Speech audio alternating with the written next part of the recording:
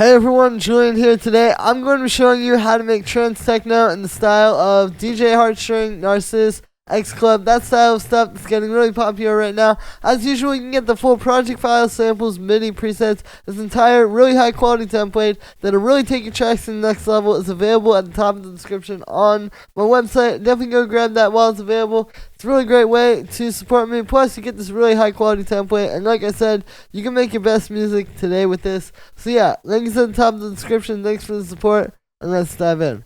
Alright, so we're going pretty fast. We're at 152 BPM. And I've got this separated into these nice little groups. Starting here with the lows.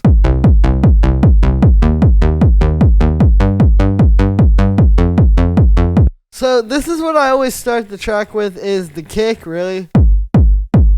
As you can see here, we actually just have this 909 kick, no processing, although it had some saturation when it was exported. And it's just like really, it's a really nice sample and it's smacking through the mix. It's turned up pretty loud as well. And then we have the bass line.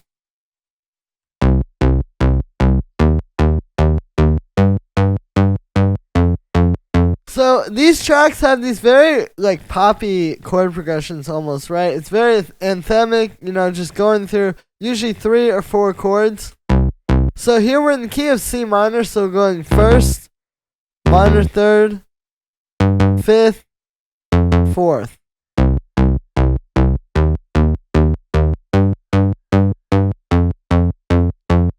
Now for the sound, it's split into 2 layers. We have this one, the main bass, and then this one, which as you can hear is giving you like a kind of stereo layer. So for the main bass, it's made with wavetable. First thing here is this arpeggiator. So why are we doing this? Well, basically this is 8th notes. You can see the notes are just full 8th notes, just like touching that next note there. But what we're doing is with the arpeggiator, you can use this gate here and you can choose how long the note is. And if you listen, you'll hear like there's a different groove if you make it shorter.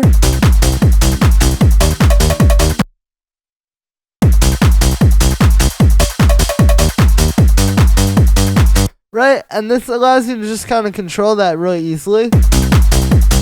You just set it to 8th note. For this sounded the best. Just nice and full. You could also go crazy with this, like you could put it on 16th notes.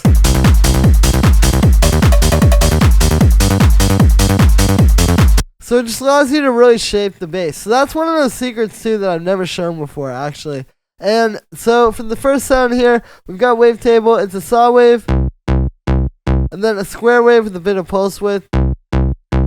Low pass filter with this very tight envelope. You can see that's routed in there. And then yeah, this is like, you want to make sure you shape this so it's very much like that isn't what you want. You want it to be very tight. I'm just cutting out the low end that you're not really hearing. And then I actually have this side chain to this little side chain here. It's just like a really short kick, right?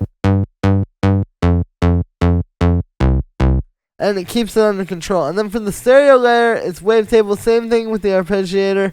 This one's a saw wave and a square wave with a bit of pulse width as well. Same filter, modulation, but we're using a bunch of unison.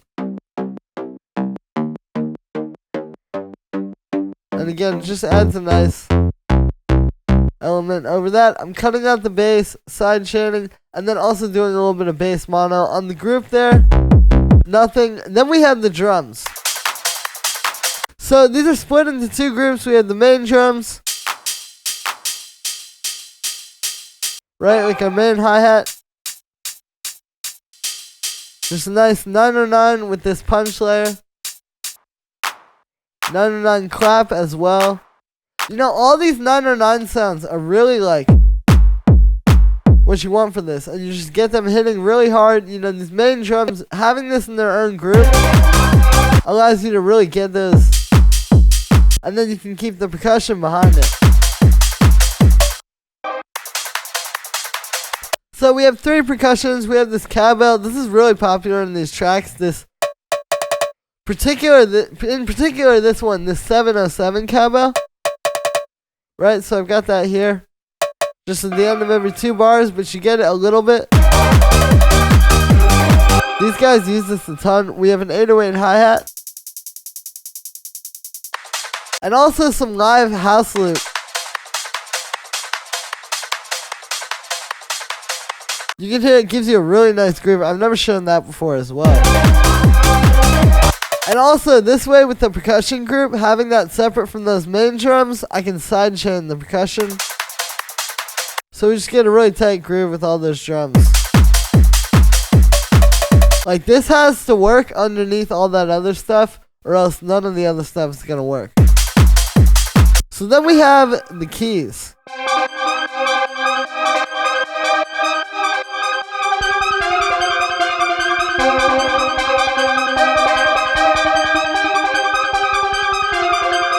So what's happening here is basically 2 different melodies. I have this.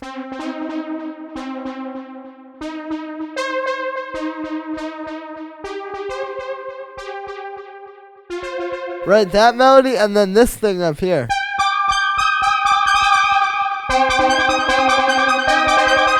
It's all just stuff in the key of C minor. You know, you really don't even need to know kind of what you're going for. It's just if you know the notes in the scale, like, you know, this is the 9th, the minor 3rd, the 5th. If you know those notes, you know it'll come out as something cool like this.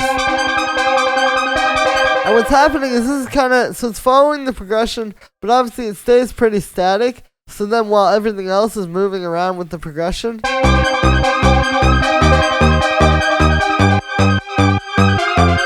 it's like a drone. And there's a ton of these in these tracks. And you can see if you just get a few different melodies playing off of each other, you get something really cool. That'll fit really well with the bass line. Now, for the actual synth, it's made with analog, so it's a square wave, which I've got also a saw wave, and what's happening is with the square wave, you can see there's a little bit of a pitch envelope. This is why I like analog, because it has, each one of these oscillators has their own pitch envelope. So if I send that back to normal, see how it's a little bit less like kind of analog and sort of lo-fi and quirky? So that can add a lot of cool texture to the sound. I've got a low pass filter with an envelope. A ton of vibrato. Here's without that. Again, just adds more texture and some unison. You see what that's doing? Really helps make it feel just like celestial. We've got a bit of echo and reverb, sidechain, and then a high pass filter. You don't even need a whole lot of saturation to give this, like, this has this analog character. If you just work with the synth and get something cool coming out of that, you don't need a whole lot of processing, and then just like some space effects. Then we have the lead. And I'll also talk about, you can see there's not really that many synths actually going on. I think that's something to keep in mind, like you really don't want too much, because if you have too many things, if you have like 5 synths or 6, it's gonna start clashing. You know, this amount where they're all doing different things, and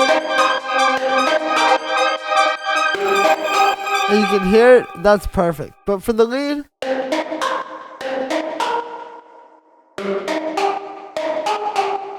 so this is pretty much this ARP in C minor, and then it plays the same thing here, and then. So again, it's all just notes in C minor, like root note, minor 3rd, 5th, 6th, minor 7th, root note. Like when you walk up and down, it seems pretty simple, right? And then it's basically just arpeggiating that, and this rhythm is going to go really well too over.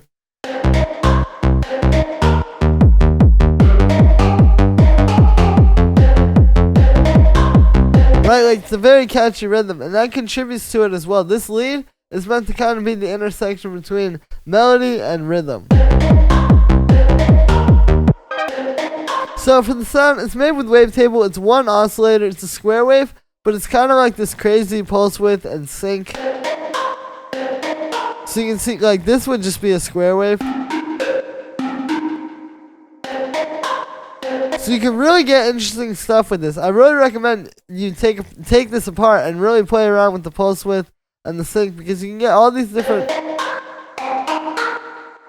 sort of lead textures out of that. This also has a low pass filter. Same thing I was talking about with the bass, where you want that really tight envelope where you like really shape it like that. This has a unison noise all the way up, bit of echo.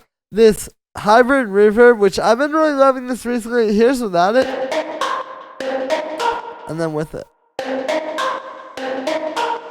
It's subtle, but you get a more textured reverb, and you can really shape the sound with all these controls here. I have a high pass filter, and then it's just being a sidechain, and then the last synth is this little synth string. So that's just playing D sharp and D. So the minor third and the ninth in C minor, like we said. You know, you really just want this to be a simple little high synth, and particularly putting it up really high helps because it helps it kind of cut through the mix. Like if you made it lower, see, it gets lost. And that's how you can kind of construct your track to sound better. So it's not like if you had it in the lower octave and then you're trying to mix this down and you're like, man, why can't I hear the synth string? Well, if you just put it up higher, you don't have to do all that mixing. So this is a triangle wave with a bunch of unison, reverb, and then distortion actually. Right, so it kind of gives it a cool texture. You almost get like a saw wave or something, but it's different because it's created through this method. I have a ton of high pass so it doesn't clash with anything else. And then we have a sidechain.